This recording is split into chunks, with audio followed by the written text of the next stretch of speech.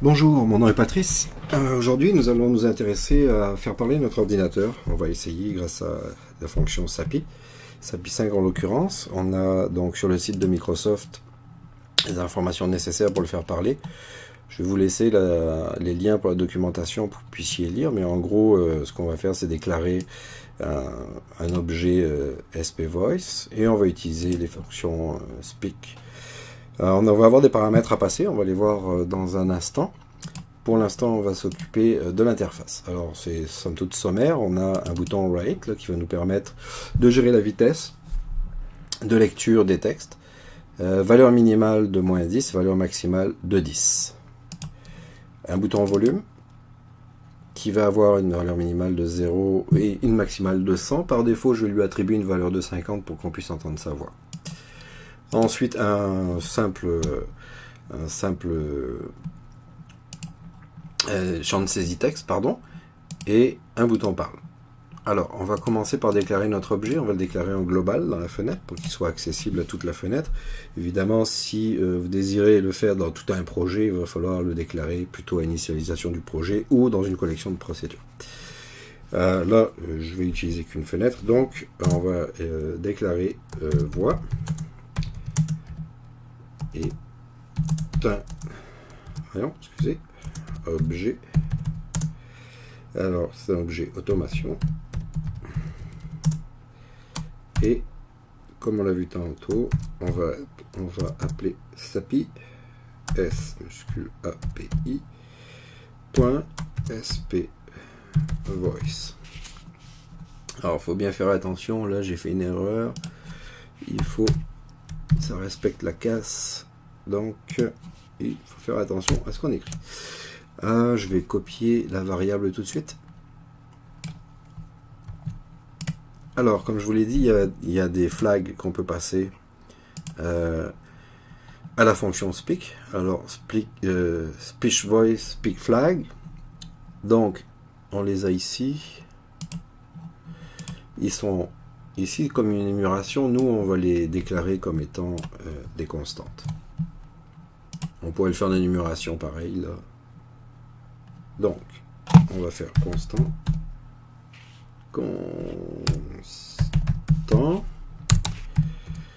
Enfin, on va passer ça, on va effacer tout ce qui nous génère des erreurs.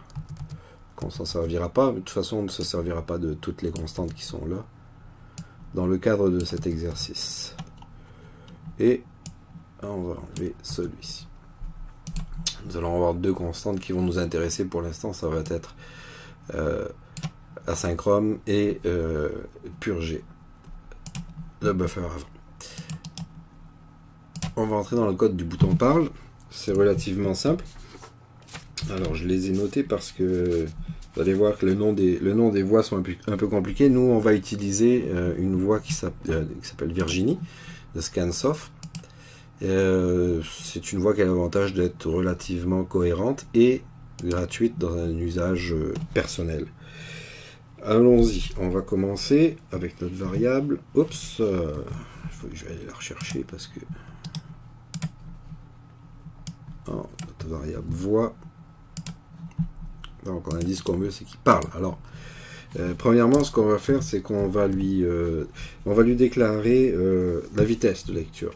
Donc rate, elle va être égale au potentiomètre rate, donc la valeur que nous retourne le potentiomètre. Ensuite, on va vouloir lui donner un volume à cette voix. Donc volume va être égal au potentiomètre volume, évidemment. Donc la valeur retournée par le potentiomètre volume.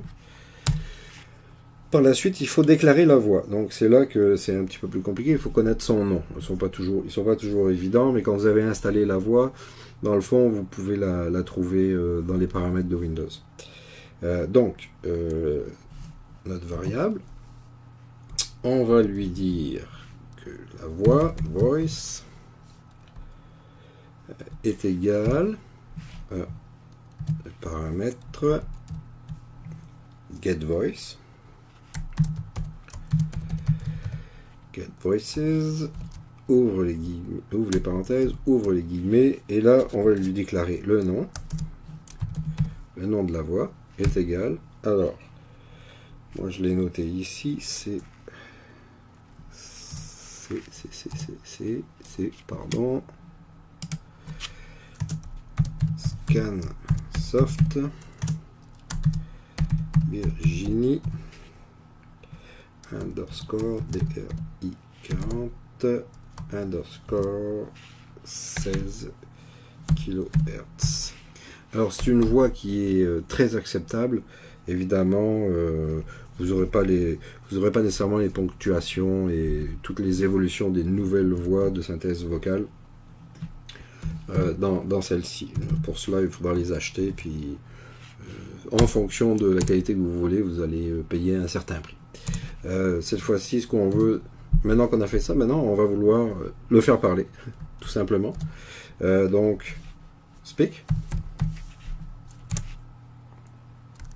On ouvre les parenthèses et on va lui passer les paramètres qu'il a besoin. Donc le premier paramètre qu'il a besoin, comme on l'a vu sur le site, c'est-à-dire ici, c'est string, c'est une chaîne de caractères. Donc la chaîne de caractères va être issue de notre champ de saisie.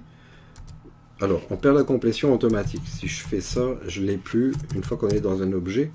Alors je vais passer à côté pour aller chercher le nom du champ de saisie. L'enlever de là et je vais le coller. Ensuite, là on va passer les flags, les paramètres qu'on avait besoin. Alors, le premier paramètre qu'on va avoir besoin, c'est qu'on va lui dire déjà c'est de vider le buffer avant, on purge tout ça, on met ça à 0, CTRL copie et relever. Et aussi, moi je vais lui demander d'être asynchrone, c'est-à-dire que la différence qu'il y a entre synchrone et asynchrone, c'est que quand la voix va être asynchrone, elle va avoir une fonction bloquante, c'est-à-dire qu'avant de pouvoir donner du texte, lui faire dire du texte à nouveau, il va falloir attendre qu'elle ait fini son premier texte. Donc moi je veux pas ça, dans mon cas de figure, ce que je veux c'est qu'elle soit asynchrone, c'est-à-dire qu'à chaque fois que je lui dis parle de ça, ben, il va falloir qu'elle le parle tout de suite. Elle n'aura pas le temps de finir sa phrase. Alors on va tester ça tout de suite. Si je ne me suis pas trompé dans le nom de Virginie, ça a l'air d'être bon. Ok. Alors je vais aller chercher un texte. J'ai pris une fable de La Fontaine. On va copier quelques lignes. Et on est parti. On croise les doigts. La cigale ayant chanté tout l'été, se trouve à fort dépourvu quand la bise fut venue. Pas un seul petit morceau de mouche ou de vermisseau. Elle alla crier famine chez la fourmi sa voisine, la priant de lui prêter quelques grains pour subsister. Alors, là j'espère que vous l'avez bien entendu, ça parle, il n'y a pas de problème. Certain que on peut avoir d'autres voix, des voix plus évoluées. Je vais essayer d'aller en chercher une que j'ai moi. On va y aller avec Thomas.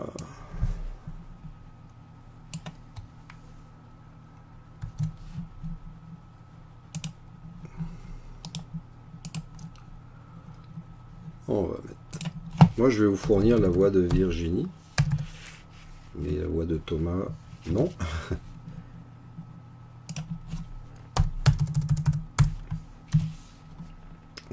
CTRL Z.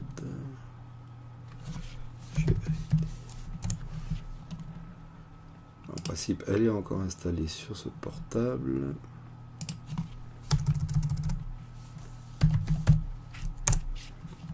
On va tester tout de suite. On devrait avoir un changement assez radical au niveau de la voix si elle est bien installée. Voilà. Un peu plus de volume. La cigale ayant chanté tout l'été, se trouva fort dépourvue quand la bise fut venue. Pas un seul petit morceau de mouche ou de vermisseau. Elle alla crier famine chez la fourmi sa voisine, la priant de lui prêter quelques grains pour subsister. Alors sur la cigale ayant chanté tout l'été, se trouva fort dépourvu quand la bise. La cigale ayant chanté tout l'été, se trouva. On peut augmenter le rate. La cigale ayant chanté tout l'été se trouva fort dépourvue quand la bise fut venue. Pas un seul Bon, petit morceau de mouche ou de vermisseau. Ça devient plus drôle qu'autre chose. Voilà, ça va être tout pour ce petit tutoriel. C'était pour vous présenter ça. Je ne reviendrai pas vraiment là-dessus. Je vais vous mettre à disposition les différentes ressources. Et je souhaite que vous vous amusez. Merci beaucoup. Bye bye.